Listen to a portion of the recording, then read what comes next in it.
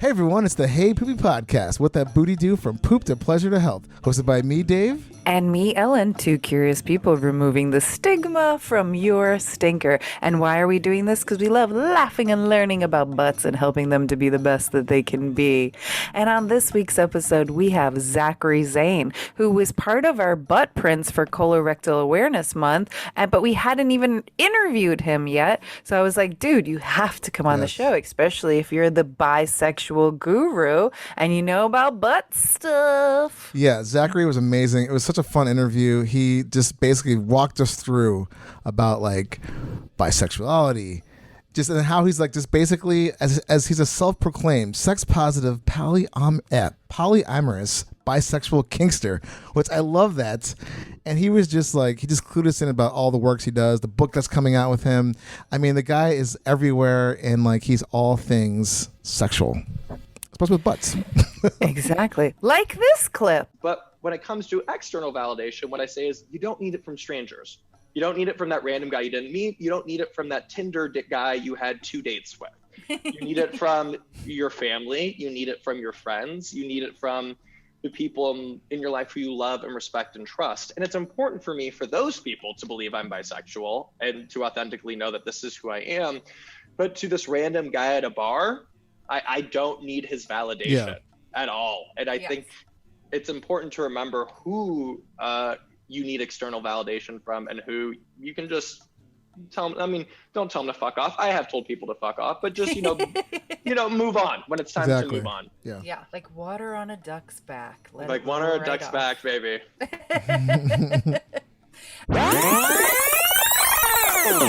Yes. So you tuned in for a great episode because I really can't wait till he comes back on because he had so much stuff to say and he made it like an okay space for people that want to explore butt stuff, especially straight men. Because that's the issue.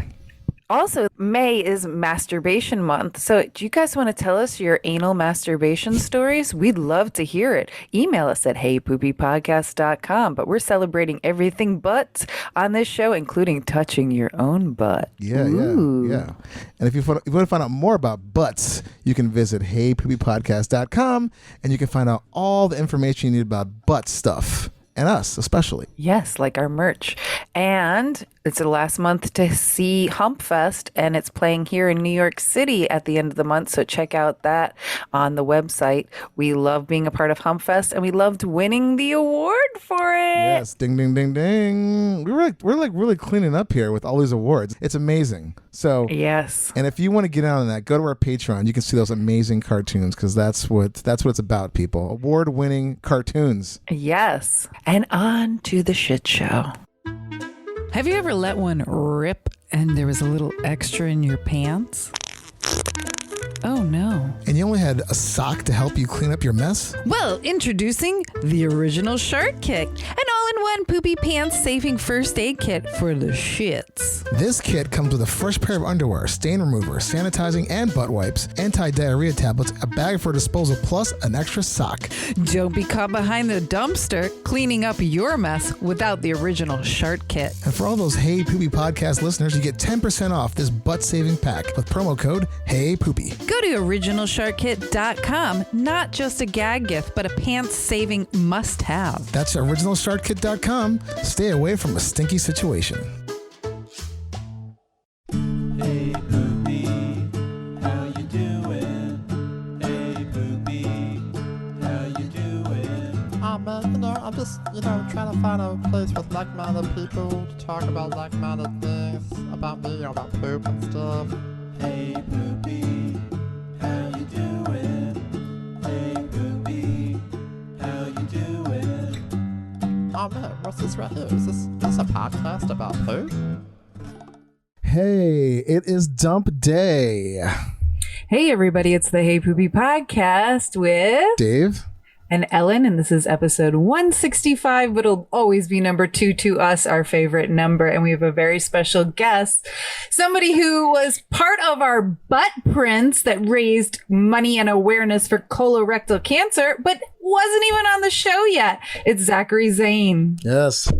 Hello. Thank you guys for having me. Yeah. Yes. It's a pleasure. Thanks for obviously painting your butt up and doing a good thing for colorectal cancer. And welcome to the show. Yes. And Zachary, before we go into who you are, we really like to know, how have you been pooping recently? When I'm at my home, I poop great. I have my bidet, I have my squatty potty, I have my wet wipes, I have my whole process when I'm home. The moment I have to poop anywhere outside of my apartment is when I get into trouble. But at least at home, it's a very peaceful Zen experience. Ugh. Yeah. You're preaching to the choir. Yeah, I think that's across the board. As soon as you leave the home base, it becomes a lot less quality. Exactly. The colon is the second brain. It stores a lot of stress and anxiety. And if your body knows you're somewhere else, it's like, nope, not Yeah. going to happen. Can't do it. Yeah. Nope. Or the fact that you don't have a bidet. I hate not having a bidet anymore. It really is crazy. I had to, for my apartment, they said like 100% no bidets. Like they're like, it doesn't work with the system and blah, blah, blah. And they kept on saying this. And so I literally like post on Instagram being like, can I put a bidet in this? Like, and any like plumbers I know, and a plumber was like, you need X, Y, and Z. This is exactly what you need to do to put it in. And so against my apartment building's regulations, I now have a bidet and they can suck my dick because it's absolutely ridiculous that I couldn't have one. I love it. I love that anarchy Oh, for yeah. a clean asshole. Oh, yeah. Yeah, that's amazing. I like these. Like, I think there needs to be more of that. Yes. Do not Fantastic. listen to your landlord. So, Dave, how have you been pooping? I was pooping great last week. Like a lot of fours, which is crazy for me. Whoa. It was amazing. This week, today I went to the bathroom twice today, and it was not that great. It was like a 5-ish on the Bristol stool chart, which I guess could be a school chart as well. But yeah, not too great. I've been a little stressed out with work, some family stuff, and some other stuff. So, stress kind of does that to your body. But I still went twice, so I probably have one more in the chamber at some point today. So we'll see how that goes. The Bristol stool chart should be taught in schools because everybody should have a healthy gut, and we should teach them young. Yeah. Yes. Alan, how have I, drum roll please, have pooped 4 whole times today. wow. That's and a lot. it all thanks to ground flax seeds. I made a smoothie yesterday, threw in about half a tablespoon of ground flax, and I have been smooth sailing today. My first one wasn't as smooth as I'd like it to be. It was like a Bristol 2, but everything after that was a 4. And like the last one I did, the 4th one, I just went to pee and like a 3-inch long nugget came out, still a Bristol 4, but I'm very happy with my success today. Besides the ground flax seed, I was hanging out with a friend of mine recently who just gave birth, and she said she was having insane constipation issues during her pregnancy, and she read online that kiwis, the fruit, is a great laxative.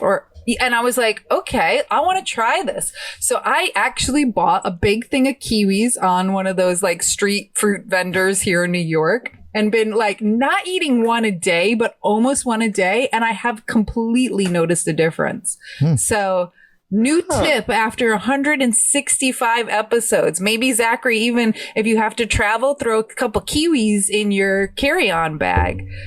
It's better than prune juice, so it tastes a lot Tastier, better. too. So Yeah. I can fuck with that. That sounds good. yeah. I know. So I'm very, very excited. I even Googled it after, and I was like, because I was like, how have in 3 and almost 3.5 years of doing this podcast, I've never even heard of kiwis.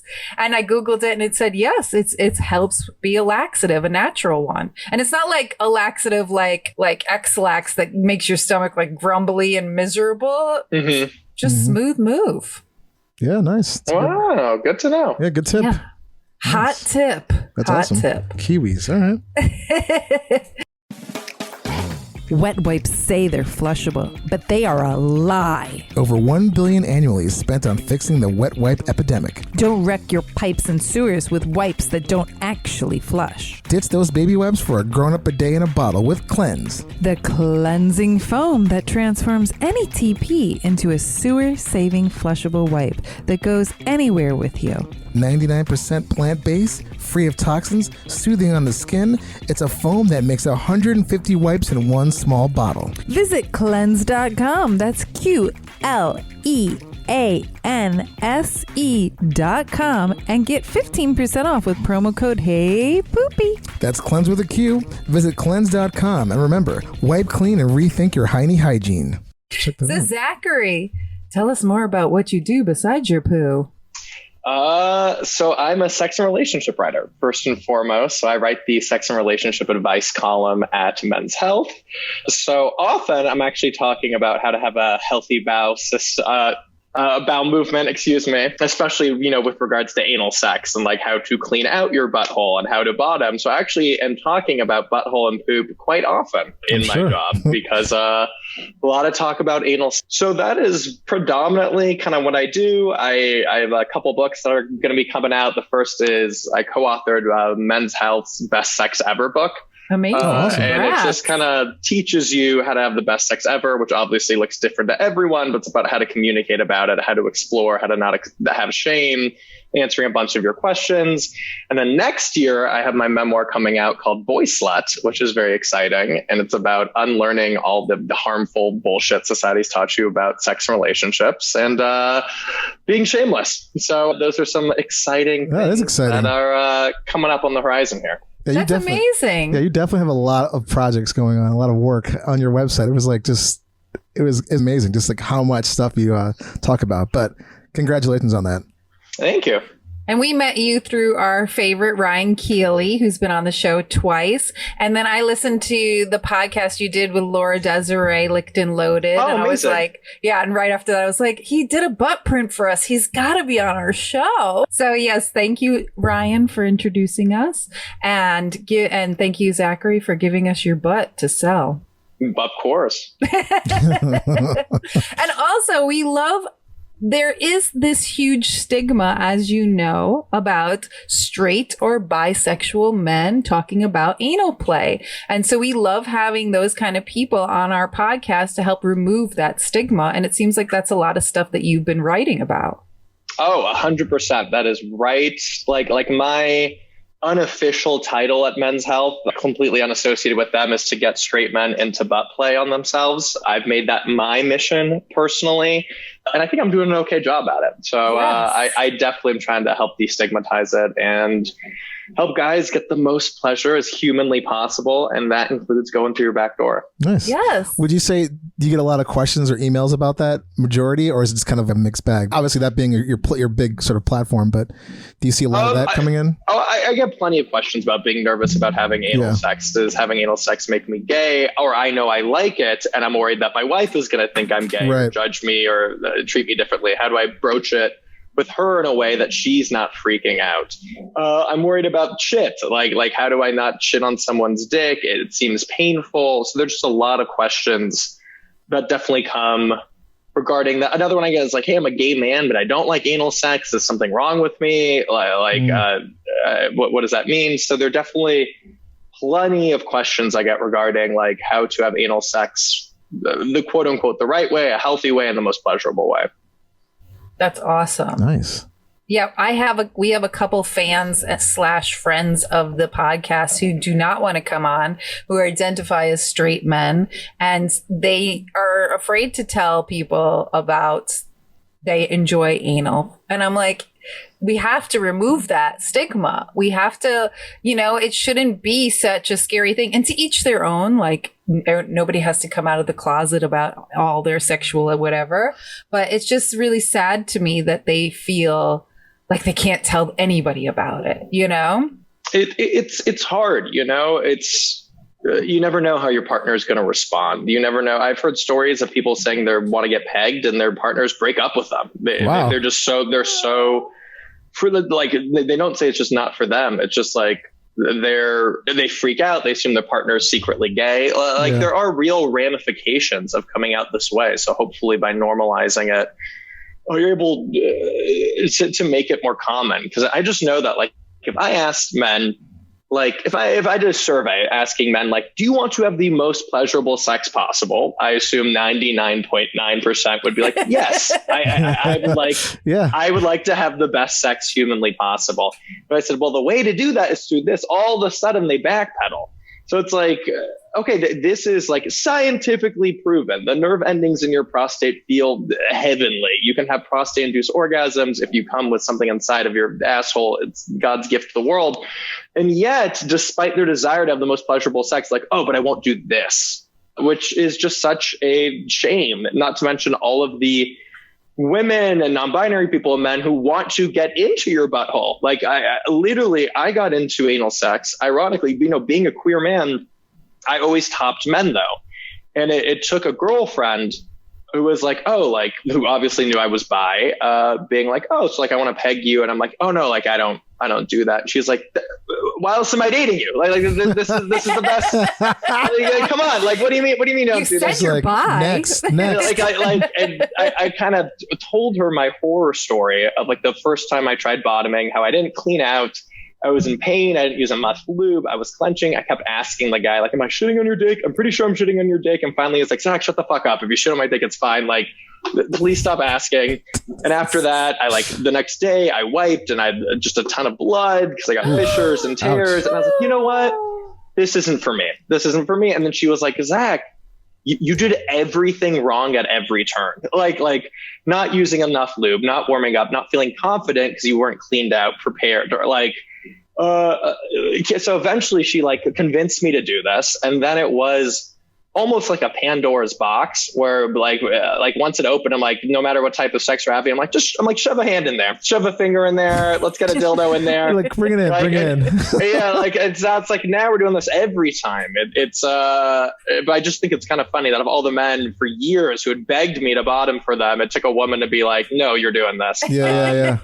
And I thank her every day for it. God bless. Was it like instant, or was it like, was it a build up with this woman? Like, was it like, no, it was a build up. Well, Yeah. first it was just like, at first I like tried it in the back. Like, she's like, go home, like, make sure you watch porn so you're aroused. And like, I tried to like do it in the bathroom, but the bathroom, I was using like conditioner. I was being so stupid, which obviously doesn't like work. Head and Shoulders? I didn't feel good. And then like, when you're like standing in the shower, it's like you're a fucking pretzel and you can't really finger yourself. And so I'm like, try not to slip and hit my head and die. And I'm like, yeah, like, so like, like not going about this the right way. Then finally she's like, I'm just going to try to put a finger in you. And then once, just like breathe, relax. And then, you hit the spot, you hit the prostate, and she was massaging it. I was like, oh, Yeah. okay.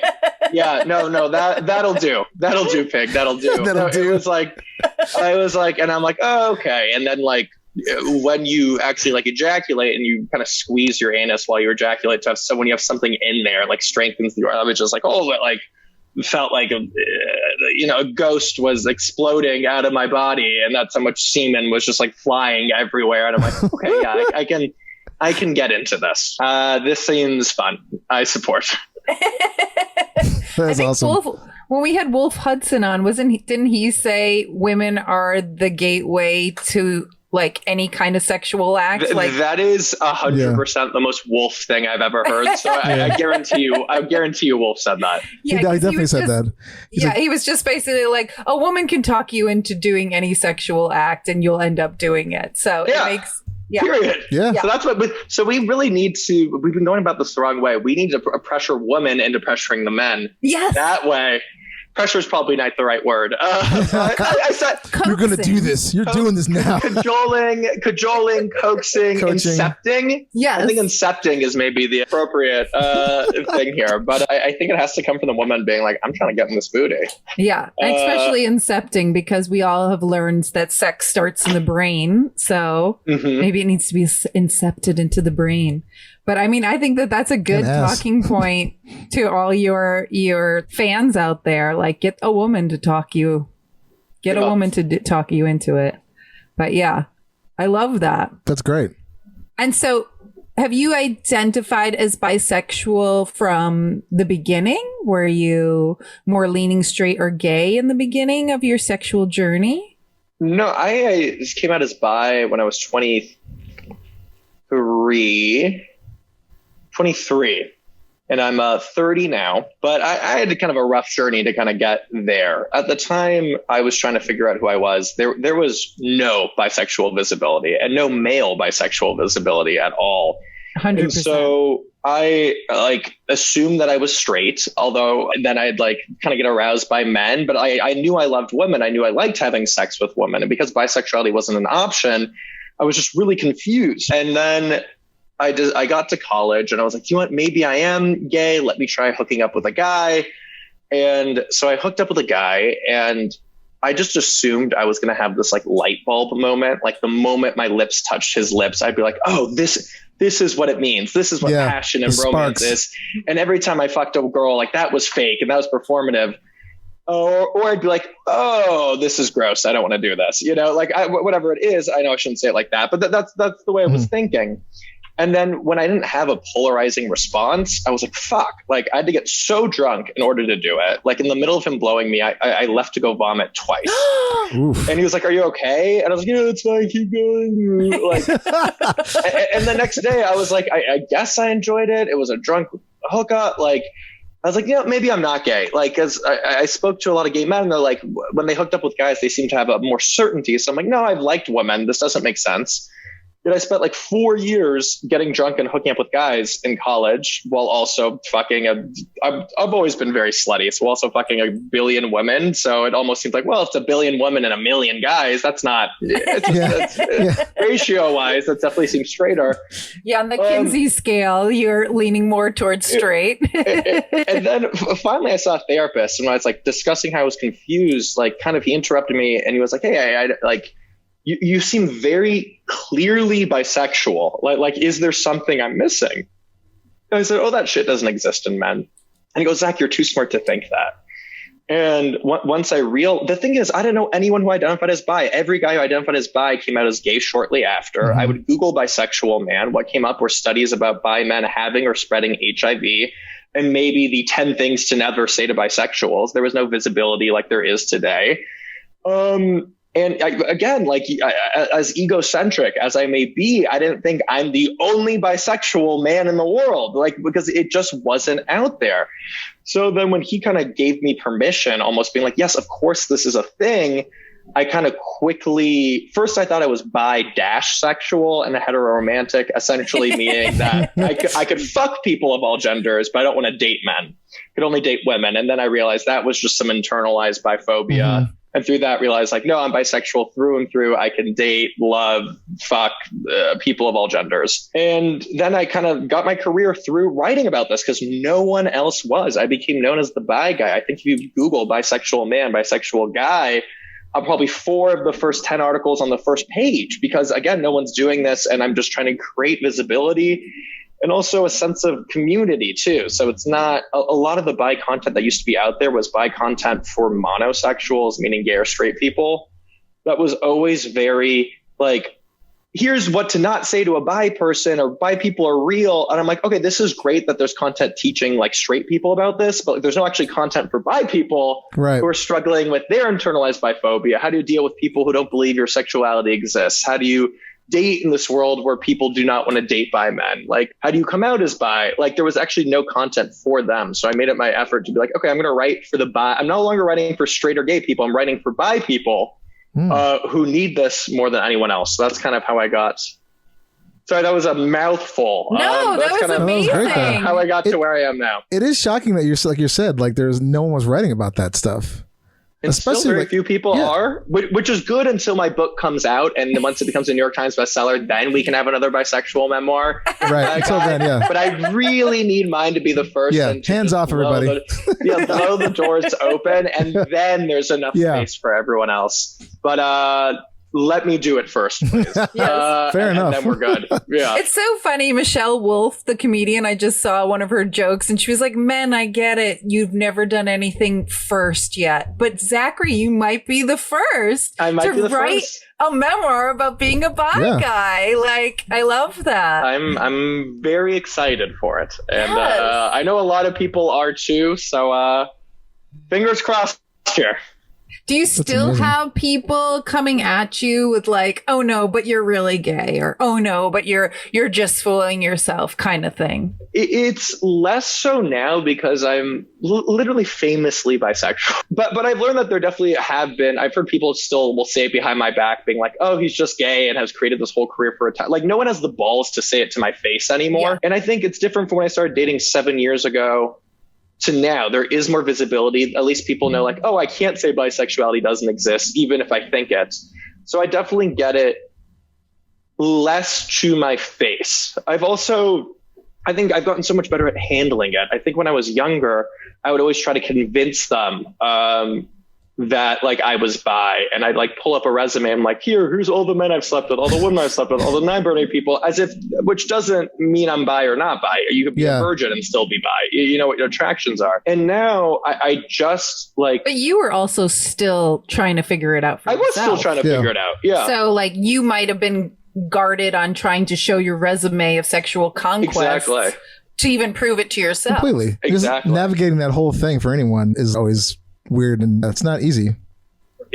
But now everyone's like, oh, like when someone like wants to just like do the devil's advocate bullshit and be like, oh, well, blah, blah, this, I said bisexuality. I go like, yeah, no, I'm happy for you to believe whatever you want. I know I'm bisexual. And like, you just kind of shut it down, being like, oh, no, I know I'm bi, and we don't need to talk about this then. Yeah. And like, you see how quickly, like, they want the argument. They want you to engage. Some people get this like perverse glee and like proving that you're not bisexual by being like, gotcha, you fucked a woman that one time. It's like, what the fuck are you saying? And if you just don't engage, ironically, that's going to make them more likely to change their mind, where it's like, oh, he is so confident in his sexuality. He does not need my approval. And I'm not being antagonistic. I'm not being mean. I'm not being condescending.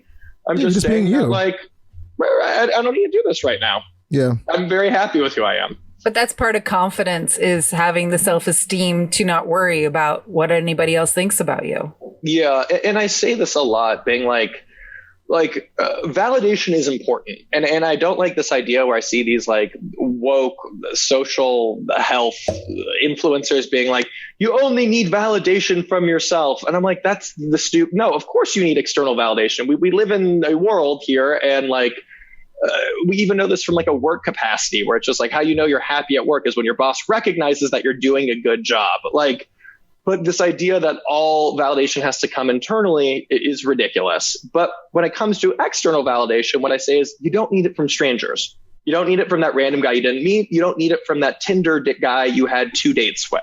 You need it from your family. You need it from your friends. You need it from the people in your life who you love and respect and trust. And it's important for me, for those people, to believe I'm bisexual and to authentically know that this is who I am.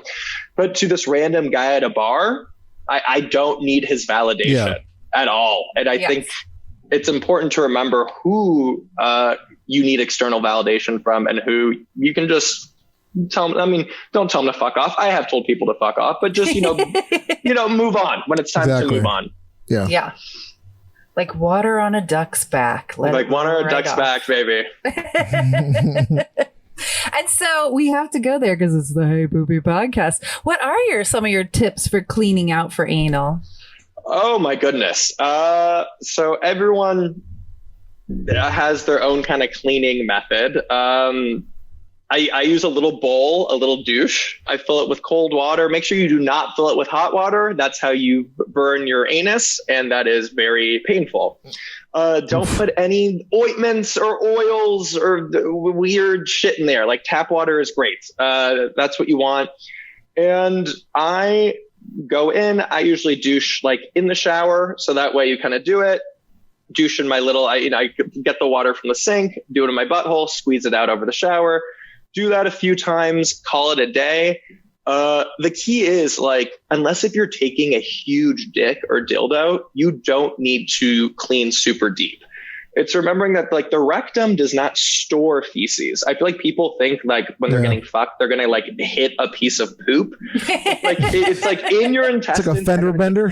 Yeah, exactly. It's like I can't go any further. Sorry, that's just a nugget right there that's blocking you. It's like you don't need to clean up into your intestines, and so often less is more. Okay. Where you shouldn't be douching for 45 minutes. I usually cut it off after 10 minutes. And at that point, call it a day. You're going to get what you're going to get. But I've also started doing this thing, which is just kind of fun, which is also I got like a suction dildo that I just kind of put in the shower, and I kind of jack off and fuck myself. And it's literally, quote unquote, fucking the shit out of me.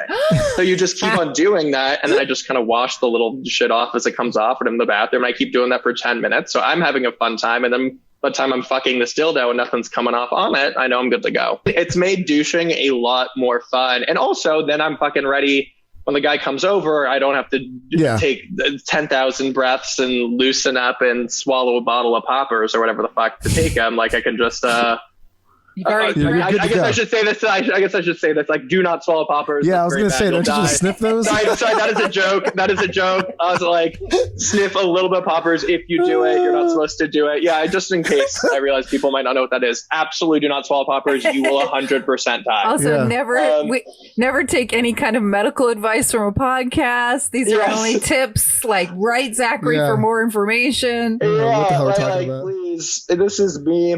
There have been times also, again, doctors don't support this, but every gay man does, where I take a little bit of ammonium, and that just you take an hour or two beforehand, slows things down. I douche, take ammonium, and I do that when like I'm going out to a party at 7 and I know I'm going to get fucked at like 4 in the morning. Like I don't have time to do it right beforehand. So that kind of slows things down. Gotcha. So I'm good to go come 4 o'clock. But again, like, don't overuse that. Doctors don't recommend that, but it works for me. Cool. Also, you can eat a healthy diet. And when you make big healthy poos, you don't have to worry about too much being stuck up. High fiber. Oh, yeah, sorry. I'm doing that. Also, like, drink a shit ton of water, high fiber, like no spicy foods, no greasy foods, no fatty foods. Like the good thing about like eating, knowing that like bottoming is a lifestyle. You see the gays who do this, they fucking eat their salad. They can get a dick at any point. Like this is their whole life is about this. They're taking their Pure for Men, whatever it is. Like I'm not like that. I like eating more and I eat like shit. So I have to kind of do these like back measure things. You know what I mean? But in general, so that's why like French fries and Imodium go together. Yeah, exactly. But in general, like eating healthy, drinking water, and not doing anything that upsets your stomach is also like a great way. My boyfriend never has to douche. Just like he just fucking eats super healthy and takes fiber pills and just clean as a fucking whistle. And I'm like, I haven't been jealous of him for many things, but that is something I'm like, do you know how much work it takes me to fucking to get my body together here? You should check out. We had a guest on from the Bottoms Digest. I'm not sure if you're familiar with that website, but it's like all like high fiber, like cooking tips and I like, love that. It's great for people who want to bottom. He was a great guest, but like actually tasty, delicious recipes that are like bottom friendly. And that if you love to eat too, it's especially a great site or tip. Bottoms Digest, what a cute name. Yeah, it's really great. I'll email it to you later. Those are all great tips. I love also the dildo in the shower because it reminds me of some people use a shower shot. Have you seen those? Shower hose. Oh, I thought it was called a shower shot. It's like literally like sometimes in the shape of a dildo, but keeps squeezing water. And I think that's for people who are more into fisting. So a shower hose is what I've been calling them. But that's that's a deeper enema, and that's for people who need to clean out their like lower intestines. Yes. So it's for people who are into fisting. Porn stars do it, so that's to make sure they have no issue on set. And when you do that, that's going to be not a 10-minute douche. Now you're fucking cleaning up in there. That's going to be at least a 45-minute douche. Ooh. So that's you only do that because it's like, you start shaking things loose and shit comes out. But so that's only for fisting, anal gaping, anal stretching, and porn, or just really a huge fucking dick. But otherwise, you don't need to, like, that's for like That's pros. Olympic Like, training. That's Olympic training style right there. yeah, you don't need to be. None of us in the regular world need to be doing that. That's mere mortals. Us mere tight butthole mortals. Porn stars are athletes. They're on set for 7-8 hours. They need to do a lot more prep. But oh yeah, yeah, totally. Is there any other tips that you have for anal for anybody who's wanting to try it for the first time? I mean, definitely, start slow and go. What did they say? Just go slow. You don't take a fist the first time you do it. Here, start with a pinky, see how that feels. Slowly work your way up. A baby carrot. Yeah, around the baby carrot. Although, especially with everything you want to make sure it has a flared base. Yeah. I was just kidding with the food. Yeah, maybe don't use food. Or not. I literally just interviewed Jane Wilde for a piece. Do you guys know who she is? No. One of the most famous porn stars now. She does like all the evil angel stuff, like intense kink stuff. And I did like a behind the scenes where I went to one of her shoots to interview her, and she's fucking hilarious. But she told me about how she didn't realize she was essentially allergic to bananas and had to put a banana in her asshole for the scene. And by the end of it, she's like ballooned and swelling up because she's allergic to bananas, which has to be one of the funniest ways to find things. Oh shit. I can send you the link to that if you're but it was just so, and they like cut it out nicely, but it was just so funny. I mean, I would think bananas are in a lot of foods. So she was like, she's like, I thought I was mildly allergic potentially, but I've had like banana drinks, banana phlegm, but like I've had other stuff. I would knew not to eat a banana, but I'm like, oh, this is going in my asshole. Yeah. I've had issues with other bananas, or I haven't had issues with banana related content. I don't think this is going to be an issue. Wow. So just put it in there. Let's see what happens, guys. It's hard to be a porn star. It's hard. Yeah. I think there's a lot more going on behind the scenes than we recognize. Yeah. A lot of respect. A lot of respect for all porn stars. So it's an athletic endeavor. Yeah. Yeah. Can we go into maybe some of our regular questions for you, Zachary? Please. What kind of toilet paper do you use, and do you put it on the roll over or under? I use wet wipes, which they claim flushable. Definitely not. Ew. However, I plan on moving apartments every few years, so it's not my problem personally. We'll be moving to the next one. Oh, that's a little evil. It's evil. It's evil for the whole city. It claims they claim flushable on it, but they're not. It is we'll send you some articles about fatbergs. Yeah, it wreaks havoc on sewer systems. Literally, our tax dollars are going towards such a fucking mess. Yeah, I have a hairy butthole, and if I wipe with toilet paper, I will be bloodied within a second. With literally, I'm so prone to fissures that it's just like, it is so annoying. And the bidet is not helping? The bidet helps. It is. When it's so hairy down there, it's like a peanut butter is out of sheep's wool, and you're just kind of like, you're just kind of fucked. But so usually I try to use the bidet, and then I usually try to use like one roll of, I think it's Charmin's, just one roll of 2-ply, 3-ply, 4-ply, whatever the nicer ply is. I think they have 5,000 ply. And I usually try to do one final wipe to kind of clean it. Right. Dry it off. Dry it off. And you accidentally you spray your nuts. So you got to kind of clean that. And sometimes you get the inner thigh. So just kind of do it around there. So that's my go-to. We can also introduce you to one of our advertisers, Cleanse. And it's a foam that you put on TP, and it makes your own baby wipe. I think they sent that to me. And it's fabulous. It works Someone great. Sent me they're like, when you don't have a bidet, I need to try that. It's amazing. I'll send it to you, a link for it, but it's like 150 baby wipes in one tiny bottle, and I keep it in my purse because I have a bidet to help me at home. Yeah. And then that makes your TP flushable, and you won't have a fatberg. That's a win-win. They sent me something. I could have sworn, but where did I put it? You gotta look for that. It's great. It's a good product, and it travels well too. Nice. Because one of our missions, besides helping with colorectal cancer, is also stopping this baby wipe epidemic. Fair enough. Fair enough. I will do better. I will do better. I'll do my part. Look, you have if we you are have the not here cleansing. to shame. We're just here to educate. No, thank you. Yeah, if you have the cleanse in the apartment, use that. That's a good solution. It's and somewhere. and Yeah. it's great. Hypoallergenic. Yeah. Let's see, for Soft on toilet the paper. tush. For toilet paper, I do over as opposed to under. Yes. The majority of people do, but we have no problems with either way. Love that. I'm trying to think. What was the other question? I forgot here. Oh, that was it. What toilet Okay. paper and over versus under? Next question, though. Do you sit or stand to wipe your butthole? I sit. I used to be someone who stood, and then my friends, I think it was in college, they explained, like, that's why you have shit stains on your pants. I was like, really? They're like, yeah, because you just they just kind of stand up. Yeah, and switch slap in together. And slap together, and you sit back down, the cheeks open up. I was like, because I'm like, yeah, I have like shockingly more shit stains than I assume a normal human should. So I learned in college, my friends berated me, and that no longer have shit stains. So, I guess it's called being an adult, learning things. I should have probably figured this out before I was 18, but I used to be a stander. Now I am a sitter. So when Nice. you were stander, I'm assuming you were as a child. Did you just Yes. learn potty trained that way? Exactly. Oh. Right. So it's just like, yeah, that was comfortable for you. Yeah. No, that was what I was told. You stand up and you wipe. And so I did. Wow. Interesting. That's So, yeah. I mean, your parents just taught you the stance, and whenever they're both standers, let's get them on the phone if they're Yeah, right. I mean, honestly, I'll be like, is this why we have to do our laundry so much? Like what's going on here? This is a family of standers. God damn it!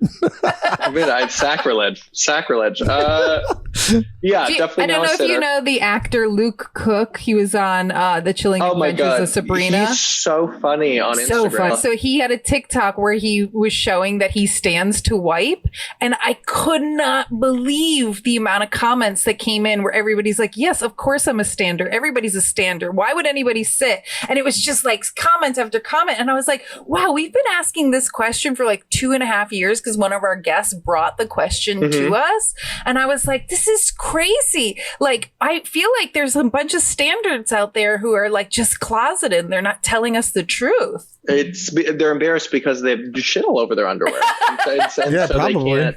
So they're like, I can't come out about this. That's fascinating. It's though. true. That's amazing. I'm glad that somebody taught you the right way to wipe. Yeah, I know, right? Still friends with him today. God That's bless. awesome. Aw. And did he like walk in on you doing it? How did he figure it out? No, I was like he was my roommate in college, and I'm like, God, I was thinking something. I'm like, God, I have so many shit stained like underwear. He's like, do you? He's like, no. Like, why would I? I'm like, and then he's like, how do you wipe? And then I explained, and then he's like, okay, so that's why. Yeah. So I that's was how we wondering got if he there. walked in and was you- like, what? You're never is too old to going on? learn. You're never too old to learn, right? Never, you can teach an old dog Yeah. new tricks. There you go. Or at least a Absolutely. teenager in college. Exactly. Don't have shit in your pants. Yeah, it's like the simple things. Zachary, what's your first memory of farts or poops as a child besides being potty trained to stand while you wipe? Oh my God. So my family had this game we would do, and I must have been like 3 or 4. We'd call it peanut butter and jelly. And what we would do is we would draw with brown marker and like purple marker on toilet paper and pretend it was poop and then rub it in each other's faces. And like, Wow. because I was like 4 or 5, and like my dad did it as a joke, and my brother's like 7, and we all just thought it was like the funniest, stupidest thing. And it was an ongoing game. It was something we did for like, I don't remember how long. I was so young, like a couple weeks or something. We just thought it was like this funny bit. I'm like, you want a peanut butter and jelly sandwich? And it would be this just toilet paper that we drew markers on. Thank God it really wasn't poo. But I wonder if Yeah. I wonder if there's actually code for like a fetish thing out there. You want a PB and You want J? PB&J right now? He's like, oh yeah, we have Look to at ask one of our PBJ. doms. yeah. When we get home, that's happening. That's going down. That's so funny. With the crust cut off. What is your personal cure for constipation or diarrhea? It sounds like For- diarrhea Imodium. So usually for diarrhea, that means you're supposed to let it out. So I try to not take anything and just let it go out. I drink electrolytes and drink as much water as humanly possible. But I purposely don't take ammonium because I'm like, if shit needs to come out of me, let's let them out. I'm not often constipated. If I am, I have a bottle of prune juice in the fridge, and that's fine. And maybe Or go now out and buy kiwis. some kiwis. Yeah, right. Yeah. Kiwi, exactly. But that's just like, honestly, I should probably check to see if that's when that expires. Yeah. I feel like that's something that's like been in the back of the fridge that I whip out once every few months. And I'm like, I'm a little bloated. Let's see if I can help. Yeah, that's probably been back Between since the Obama administration. I'm sure. Like prune juice. But exactly, I mean, between the amount of like coffee and Adderall I consume, like shit's just running through me. Constipation's not an issue. And what other products do you use to help you besides it sounds like you have a bidet and your wipes, but do you use any sprays? So the little squatty potty, which is where you put your like feet on the thingy. I mean that's it. I feel like that's a pretty legit setup. No sprays or anything for smell, matches. I got matches. I got branded matches that say Boy Slut on it. Ooh. So I love that. Oh yeah. We have branded matches for the podcast that we give out to everybody we meet. That that's says, adorable. "You stink. Use these." I love that. I wish I could just run out to my computer and you could just have it, but Yeah, unfortunately, here's one. that technology doesn't exist yet. Give it like 3 more years. Yeah, probably. Right? And this is our favorite question for all of our guests. Bristol 7 liquid butt is coming out of you and there's zero toilet in sight because you're either on the subway, on a hike, I don't know, somewhere where there is no working toilet. Do you choose to poop in your pants or somewhere on the floor or ground? Pants versus floor. I mean, if hike 100% on the ground. I mean, like if I'm in like, I'm trying to think, like I live in Brooklyn, right? Like I've definitely pissed like all over the street. And again, not from being too drunk or anything, just because the train will take like an hour and a half install and then I'm running home and I had too much water and I just don't make it. I would really, really try to find a alleyway or something where I'm not being watched. If I'm in like a public area and there's just no way, you got to shit your pants. Yeah. Yeah. That is the correct answer. Or at least that's the answer that because no one wants to That be a usually meme, happens. a meme or some kind of like viral video that would just that would suck so bad. And the follow-up question, has any of that ever happened to you? Sharded pretty badly. Shit came out when I was on the train going to Long Island to get the ferry to get to a Fire Island, and I like literally had like shit in my pants while I was like flirting with this cute boy, and ended up fucking him there, which I'm very proud of. Oh, but cool. literally, there's like a dock before you go on, and I just went to the bathroom and I took off my underwear and I threw that in the trash and I wiped and just freeballed it till I got there, no problem. Nice. Yeah, that was just a crummy one because usually, you're within a proximity of like, okay, I'm not too far from home or whatever it is. This was like, I'm on my way to Fire Island, and You're in between.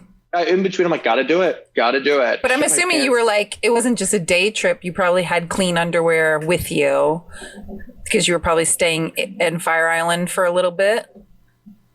Yeah. No. I had a bag. No, I was able to. What did I do? I mean, maybe Why you did I- threw out your underwear, but once you got to your destination, you were able to put on a clean pair. I put on a Speedo. That's what I did. Whatever. I Oh, had the nice. Speedo once I got there, but it was like in the bag. And at this point, I'm like, I don't need to put anything else on. Like I've wiped, I've cleaned, I've done that. Let's just We're get good rid to of go. this.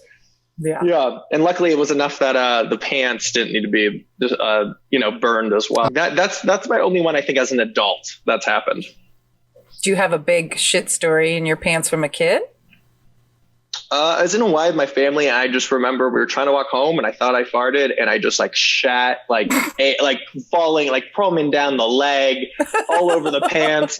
And my mom was, I'm like, Mom, I think, and she sees what's happening. And luckily, we just walked to the room. I remember we had the pants and we just tied it up in this bag and then left it outside because like what the fuck do you do with it for like room service? And we like triple bagged it. Oh, so and I you're was on very vacation. yeah. I was maybe 8, 7. Yeah. You know what I mean? But it was luckily it was just with my family, so I wasn't like super embarrassed, but not embarrassed. Nah, but didn't feel great about it. Oh but, yeah, I mean that's just like that's pretty traumatic. You're just like great. Yeah, but I don't think there's ever been any guest on this show that has said, I've shit my pants and I'm proud, you know? Like, it's that's aspirational. Hopefully one day I can get there where just being like, I shit myself and I'm proud I did it. I'm proud. Yeah. You know what I mean? It was for America. It was for the Yes, for people. America. It's freedom. It's freedom, and that's important to me. I mean, there is now our show. So if you shit your pants, come on, we'll celebrate it. But besides that, there's always going to be this looming shame that you're like, oh my God, I can't believe I just did that. Yeah. Totally. Yeah. I think I'm like, is that it? I believe that is it. That's all my poop in the pants stories. I've shit on multiple people's dicks. Ooh. But that's just part of the game. Yeah. That's again, and when you shit on someone's dick, it's not like you're like pooping. It's just like more like Yeah. It's a little schmear. stink, a little schmear, a little schmear. Yeah. And I've had plenty of people poop on my dick. I had one guy who was riding me and like he had the douche water in. So when he went up, like the douche water just fell all over my chest. Oh. And he was mortified. And it was just, and I'm there and I'm just laughing because it's so gross and you can't help but not laugh. And he was like, oh my God, I'm so sorry. And that was pretty funny / disgusting. I'm like, no worries. I'm just going to hop in the shower quickly. And, But you didn't you can bottom go shame him. in. No, of course not. Like when you're fucking rolling around in the mud, you're down to get a little bit dirty. Like, yeah, of course. Yeah, I could say any top who's literally like bottom shamed someone for being poopy has clearly never fucking bottomed. Like, because it's you're fucking an asshole. You're going to get some shit from time to time. Exactly. You poke the bear in the cave, he might come out. Boom. Boom. It's bound to happen. It's bound to happen. Absolutely. Is there anything else, Zachary, that you want to share with us that's about anal sexual pleasure or poopy stuff? Anything else you want to bring to the show? No, one, pro tip is especially, so I'm on PrEP, which means, pre-exposure prophylaxis, which means I'm not going to get HIV. If I have unprotected sex, so I often do have unprotected sex. But if you think you might be a little poopy, the key is to wear a condom. And that way you can just go to town, not worry about it, finish, and then you just throw off the condom and you're good to go.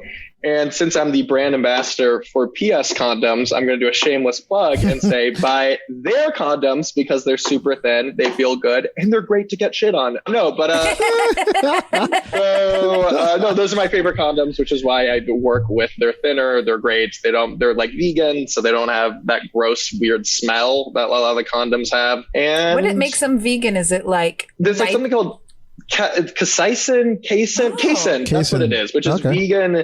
Which is animal product, and that's what gives it the weird smell. So when the casein's kind of removed, you don't get that weird latex-y condom smell, which is like kind of gross. Yeah. I mean, I've been with the same partner for 11 years, so we stopped using condoms a while ago, but I was terribly allergic to latex. So I'm curious to this other, That's well, they have, I know they have these crazy thin Japanese condoms.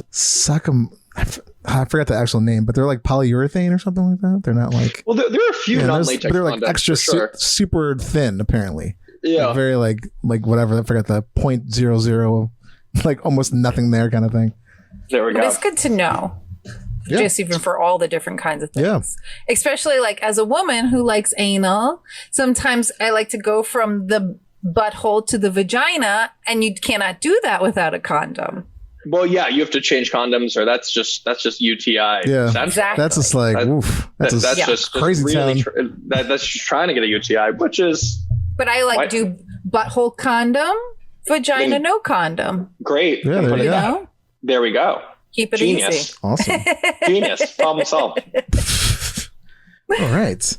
Well, I think this is a good time to get into our next segment, which is called Shitty Choices. And Well, your two choices today are poop out of your mouth for the rest of your life. Oh, God. It's horrible. Or pee out of your ear holes. Oh, pee out of ear holes. Okay. Like pee out of ear holes. You just kind of go like this and it comes out. Like, no. I mean, I'm thinking like, just like come out both, or one, depending on how you're feeling. And I'm just assuming, because the thing is also like you can't taste the pee coming out of your ears. Like you would taste the shit. Oh, yeah. Coming out of your mouth, and it would just be coming out and there'd be like a vomit versus like pee out of ear holes. Actually, that kind of sounds nice to have something shooting out of your ears. I don't know. Actually, Smelling like piss, your ear hole, people getting close to you, like, why do you smell like piss? Is there a way to put it? The thing is it both ear holes at once? Because at which point that would be difficult to. Where do you put your head in the toilet? Otherwise, if you can just tilt your head to the side. No, this is both ear holes. At once. So I would have to walk around with two cups. Yeah, at any you're like a given sprinkler. moment. You're like just like. And then you put it in the two cups, and you hold them at your ear, and you pour the cups in the bathroom. Yeah, I could do that. Okay. I could live a relatively functional life with that. Yeah, I mean, Ellen, what do you think? I agree. I would totally. The only thing I could think of though is because I have to pee all the fucking time. I'm curious that like when I had to go, would it stop me from hearing? You know, ears work exactly the same way. This piss comes out of them. Oh, so I mean, you get a little tissue, just dry it off. I mean, definitely you smell like a little pissy, but maybe you get a little Q-tips. Q-tips or some kind of scented ear hole like cleaner. Because I could just imagine I'd be like have to pee for the 12th million time that day, and I'd be like, sorry, I can't understand you. I can't hear you right now. I'd probably just quit drinking at that point. Oh yeah, I'd 10 million times, so I'd be sober, which is probably good for me. So. I don't know. Just get like a whole bathroom. This is all not bad. This is not a bad thing. If I woke up tomorrow, I think I could work with this. Okay, I'm gonna go with peeing out the ear holes as well, because the thought of like just shit coming out of my mouth for the rest of my life would be just you'd have no friends. You have no life. Yeah. I mean, I could deal with pissy ear holes. Easy. All right, so 3 across the board for peeing out of your ear holes. All right, cool. We're all in agreement on that one. All right, so we're going to do a little news and we can get you out of here. So here we go.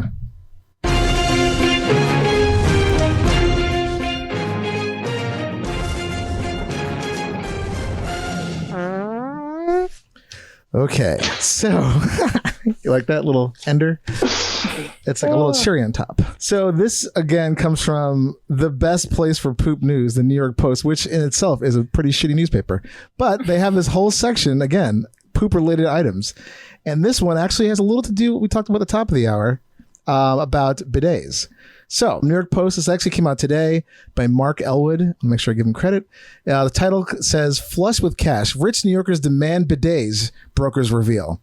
So there's a Compass agent, I imagine that's a brokerage firm, named Vicky Barron, who was showing two luxury apartments in Manhattan. And they had planned to like just buy both apartments and then knock wall down, turn into one giant place. But they would not until they had a bidet in each of the 6 bathrooms, from the powder to the master. They insisted that they install bidets before they moved in. They were a Turkish couple, and they were like, "How do you not have this in this country?" Yeah, I like the like demands, and also like if you were like doing this, like yes, that would take me an hour to install all these, and I'm selling a gajillion dollar house. Hell yeah. Like fucking do it. Yeah. Like, I mean, this place had 6 bathrooms, so this place was huge. Vicky Barron had said that if we hadn't accommodated that, I'm not sure they would have moved forward with the whole deal. And she said it was a non-starter. They had to have these bidets. Like one of the clients actually said that they give you a refrigerator the size of a walk-in closet, but there's no bidet. So, which, sort of like open up the question, like, why don't we see more of this stuff in luxury apartments? And a lot of it they're saying is because with a bidet toilet systems, they had to get like whole new plumbing systems for all these things, like new water lines, which also I can tell you that's the bullshit they say in my apartment. Of course, if you just fix a few things, you can fucking do it. That's what I'm saying. And do you have like one of those like attachments? You don't have a separate bidet. Oh no, this is more referring to like the actual like hardwired one. Oh, gotcha. They can fucking figure it out. That's what I'm saying. For that much money, they can figure that shit out. If you're buying 2 luxury apartments and turn into one, I'm pretty sure they can figure that shit out. Yeah. But they're said every year to year there's been since 2020, bidet sales have gone up 400%. Yeah, of course. Like during the But not big not toilet paper shortage. this one is specifically targeting to like actual bidets, not the snap-on ones. They do mention like obviously like little snap-on ones, but they're seeing more and more bidets being asked for in some of these luxury apartments in New York and Brooklyn. So Yeah. I thought that was really fascinating because we always talk about that. But again, most people are kind of like, just get like a little snap-on bidet instead. Like it's, just as good. But again, a lot of places like Toto, for example, are going around and they have some new thing called e-water, electrolyzed water that apparently is more sanitary and hygienic than the Hudson River tap. Whoa. So, Fancy. they're making a big push to get this stuff put into like, luxury high rises around the world. But I just found it interesting that like, bidet, actual like the real bidets are actually, they're on the rise. I love it. Yeah, it's great. What company can I invest in here? I mean, Exactly, Toto, right? Well, yeah. they have the market pretty much on that one. But Toto. All right, I'll look them up. yeah, Matt Holtzclaw, the animator to our cartoons, was looking for a new apartment last year. And I think he looked at like 20 plus apartments. And he said so many apartments were perfect, but did not have the capability of putting in a snap-on bidet. And he was like, sorry, I can't live here. I cannot live here. And he ended up buying one of the fancy like Toto snap-on ones. That's a whole seat that warms and it opens up, but yeah. I mean, there's solutions, and it's a lot easier now than before, I think, too, to get this stuff. It's like not as expensive. You don't have to like break the bank and get a total toilet to like actually have a bidet. Yeah, but he was like, Matt was going to see those apartments that just had the tube that came up. There wasn't like a proper toilet tank, so. No, I'm not for him. I just meant in general, like they're, So I think that it's doable, it's possible, and we have the technology clearly, especially Toto. Yeah. So, and Toto, if you're listening, we'd love to try one of these e-water toilets. So hey, I'll go on Angie's List or whatever that thing is. I'll hire someone to put the electricity, run the line, whatever. I'll take that toilet though. I think it's funny that people can brush their teeth with the water from the New York City waterway, but they do not want to spray that onto their buttholes. Yeah, I don't know. Yeah, doesn't make any sense. But anyway, I thought it was a great article, and it's a bigger push for bidets, which we love. So more power to them, and I think that's a good thing. So with that awesome story, Zachary Zane, thank you so much for being on our show. Yeah, you're incredible. And please tell our audience where they can find you about anything that you have to offer to the world. Sure. So my website's always great, zacharyzane.com. Twitter and Instagram are also great too. Zachary Zane _ at the end. Some punk has Zachary Zane. So Zachary Zane _ on Twitter and Instagram, and my website too. So that's the best way to stay in touch with me and learn about all my poopy shenanigans. Nice. And we'll put all that in the show notes, and so they can find that out. Or sexual butt pleasure. That too. Yeah. I have a lot about that actually. Oh, real quick. I read your GQ article about the men's sex toys, and I bought that Uber Lube. Ooh. Oh, nice. Oh my God. Like, I don't know how I haven't heard of it before. It's fucking amazing. Uberlube is good. It's expensive, but like, it is. You're having like, it's worth it. It's like the coolest thing ever. It's the one in the glass bottle. Yeah. It's fantastic. Yeah, that's the one that we use. Good. It's the best. I was like, how the fuck did I? It's so good. So thank you for that. No, it's good. Oh, of course. That's great. The only thing I have a complaint about that lube, if you have a connection, Zachary, to that company, is we broke off the plastic top to squeeze it out, and there was no way to get into the bottle. Oh, gonna buy a glass drill bit. Metal on glass, and I was like, I can't even like pry it open because I'll break the glass. So I had to throw out like only maybe a quarter of a bottle, but the plastic broke off, and I was like, interesting. I would say you that's can get the only complaint I have. I actually have I have all the sex toy companies and lube companies I'm connected to. I'm actually not connected to them. Which is, but now I'll let them know. Yeah. Yes, hire me and we will fix this. It comes with a glass drill bit. Yes. Oh my God. Well, again, thanks again for being on the show, and you were great. It was amazing. Yeah, thank you so much. Yeah.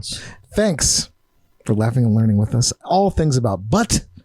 And happy pooping, everybody, and enjoy your butthole. For more info, go to heypoopypodcast.com or email us at heypoopypodcast@gmail.com. You can send in show ideas, guest requests. Check us out on Twitter at heypoopy, Instagram at heypoopypodcast, TikTok, heypoopypodcast, and our awesome new Facebook fan page. Go check it out at heypoopypodcast. We're also on Discord at heypoopydumps, or you can contact us at our new awesome hotline, 203-998-5579. Hey Poopy Podcast is brought to you by Perfect for Entertainment. Produced by Dave and Ellen. Edited by Dave. Executive producer Stormy Leather. Theme song by Jordan Perlson. Hey Poopy!